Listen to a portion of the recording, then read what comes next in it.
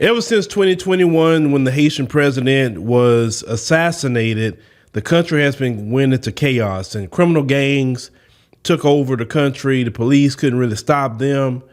And the brothers and sisters in Haiti has had enough. They have had enough.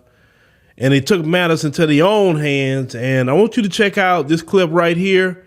I commend those Haitian brothers and sisters. Let's go ahead and roll that. Criminal groups now control about 80% of Haiti's capital, Port-au-Prince. United Nations officials have called for an international force to support the Haitian police in their struggle against the gangs. It was simply the sound of gunfire that woke us up this morning. It was 3 a.m. The gangs invaded us. There was shooting all over. This neighborhood is a peaceful area. All the people in the surrounding area are peaceful citizens.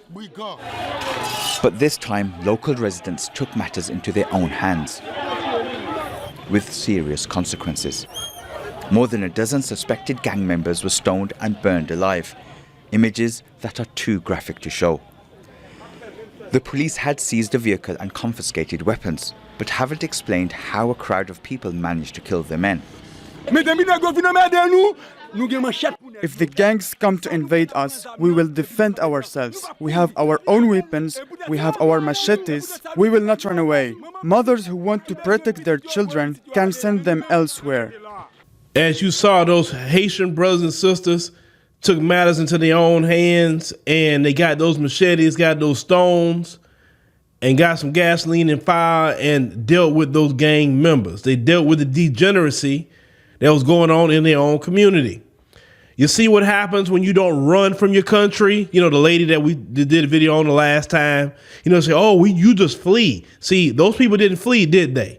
They say, you know what? It's bad over here, but doggone it, this is our home. We're not going to let these degenerates take over and run everything. We're going to go get our machetes, get our stones, get the gasoline and fire, and go deal with they behind. And all 14 of them got dealt with and right on. In the black community in America, I wish we could have did the exact same thing with the degenerates in our community.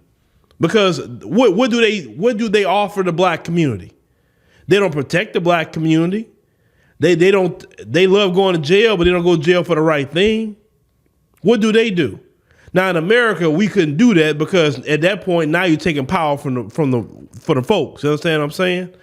And you can't take the law into your own hands. That's why every time you have a group that come up to try to defend the black community or say I'm gonna clean the community up, they always find a way to get them out of there. They either have some bootlicking shine that will go mess it up, or they'll try to put some sort of charges on somebody to destroy it. You remember like the Detroit 300, and those brothers were trying to clean up the community. Whether you like Grandmaster J or whatever, they broke up the NFAC, right? You look at any other group that tried to clean up the community. Look at the Black Panther Party. Anybody try to clean up the community, do good in the community, they make sure to get in that and mess it up because they need black people to be in a degenerate state. What's worse than the degenerates themselves is those who support them. They have plenty of people in our community that support the degeneracy. They don't want you to call it out. They don't want you to eradicate it. They don't want you to deal with it. Matter of fact, they'll call you a sellout for calling it out. They'll call you a sellout for wanting to get rid of them.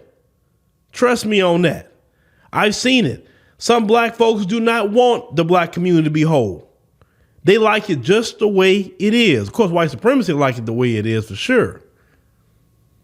But when you take a stand in your own homeland and you don't run and you deal with the issues, you could take your country back. See, this is what we've been saying the whole time. You have your own country. We don't have, listen, no matter what people say, oh, this is our country, whatever. Yes, we were born here, we built it, but we don't control it. Period. No matter what anybody say, no matter what somebody say, what their religion is, if they was already here or not, I don't care. We do not control America. Them folks control it. Every bit of it.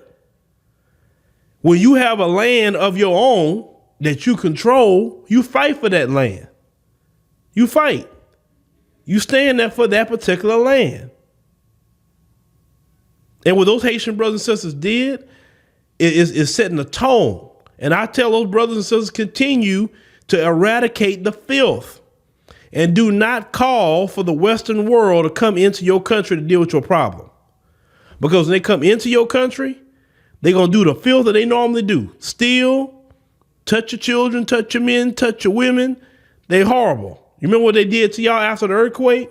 Don't call those people in there.